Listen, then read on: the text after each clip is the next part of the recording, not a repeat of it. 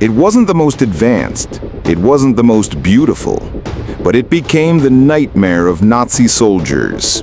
While Axis troops reloaded one bullet at a time, an American with an M1 Garand fired 8. Fast, accurate, deadly. This is the story of the weapon that helped win World War II. In the early 1930s, the world stood on the edge of chaos. The rise of Adolf Hitler in Germany, the aggression of Imperial Japan in Asia, and increasing global tensions made one thing clear: another world war was coming. The United States, still recovering from the Great Depression, began preparing for the worst. The country ramped up its military efforts, updating strategy, recruitment, and most importantly, equipment. At that time, most soldiers around the world were still using bolt-action rifles. Accurate, yes, but slow. These rifles required the shooter to manually reload after each shot. In the chaos of a battlefield, those precious seconds could cost lives. A soldier fumbling with a bolt while under fire was a soldier already in danger. The US military knew they needed something new, something faster, something that could turn the tide in their favor. That answer came from an unlikely source, a Canadian-born engineer named John Cantius Garand. Working out of the Springfield Armory, Garand developed a revolutionary firearm design. His idea was a gas-operated semi-automatic rifle fed by an N-block clip. It held 8 rounds, which could be fired rapidly without having to manually cycle the action. This innovation meant a single infantryman could fire multiple accurate shots in quick succession without taking their eyes off the battlefield. Approved in 1936, the M1 Garand became the first standard-issue semi-automatic rifle in military history. It was a bold move that would reshape modern warfare. Compared to its German counterpart, the Karabiner 98K, the Garand was heavier and slightly bulkier, but it offered one thing the Kar 98K didn't: continuous fire without manual reloading. German soldiers had to chamber each round after firing. American soldiers simply pulled the trigger again. That difference was not just tactical, it was psychological. In combat situations, especially during ambushes or suppressive fire, this rate of fire could mean survival. US troops quickly learned to use this to their advantage. The M1 Garand became not just a weapon, but a symbol of dominance on the battlefield. One of the rifle's most famous characteristics was the iconic ping sound made when the N-block clip was ejected after the final round. That metallic ping echoed across battlefields, from the hedgerows of France to the volcanic rocks of Iwo Jima. Enemies began to associate the sound with an opportunity to attack, thinking the soldier was now vulnerable. But American troops adapted. In many accounts, soldiers would throw empty clips on the ground to lure out enemy troops who thought they had a window to strike.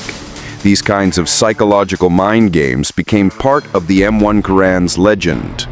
The rifle proved its worth in every major theater of World War II. In Europe, it helped American forces push through the heavily fortified German lines. In the Pacific, where combat was often close range and chaotic, the Garand's rapid fire gave American forces a decisive edge. Japanese soldiers often charged in mass attacks. A bolt-action rifle might stop one. The Garand could stop several. The conditions in the Pacific were brutal. Humidity, mud, rain, heat. Lesser rifles jammed, but the M1 Garand held its own. Its semi-automatic action and sturdy construction made it reliable under pressure. Marines carried it through the jungles of Guadalcanal and the cliffs of Okinawa. Army infantry used it to fight through Manila and Luzon. General George S. Patton called the M1 Garand the greatest battle implement ever devised. This wasn't just praise, it was truth. The weapon gave American troops firepower superiority at the infantry level, something few other nations could claim at the time. By the end of World War II, over 5.4 million Garands had been produced.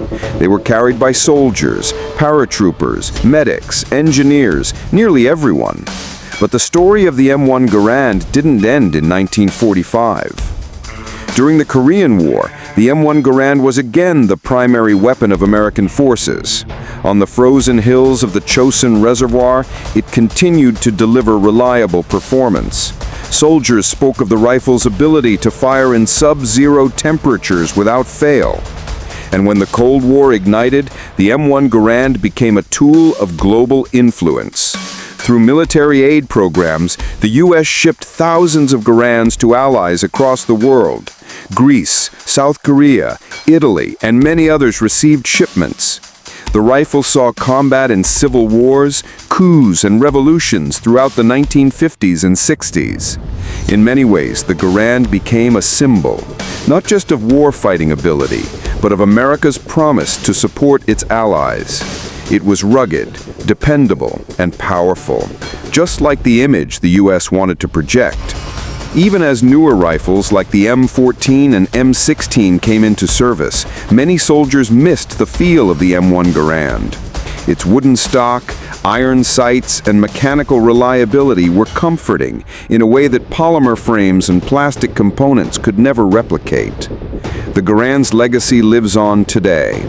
It's still used in ceremonial functions, parades, and honor guards. In competitive shooting, it remains a respected and powerful option. In museums, it stands as a reminder of the cost of freedom.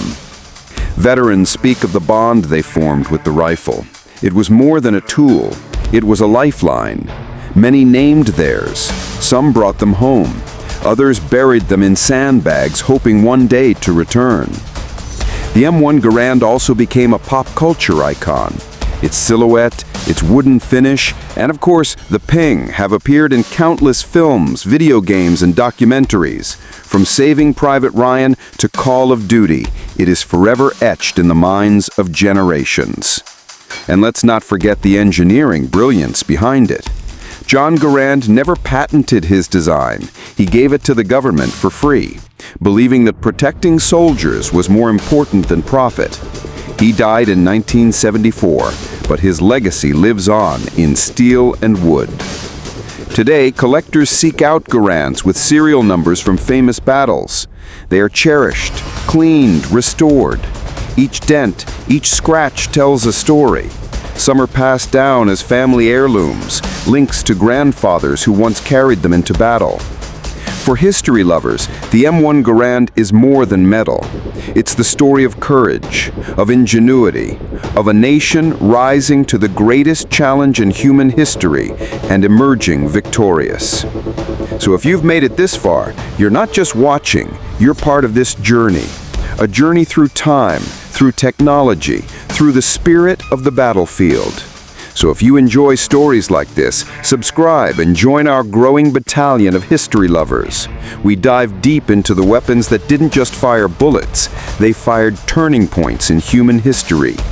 And now, soldier, it's your turn. What do you think was the most important weapon of World War II? Was it the Garand, the Sherman tank, the Enigma machine? Let us know in the comments. And never forget, the sound of freedom might just go ping.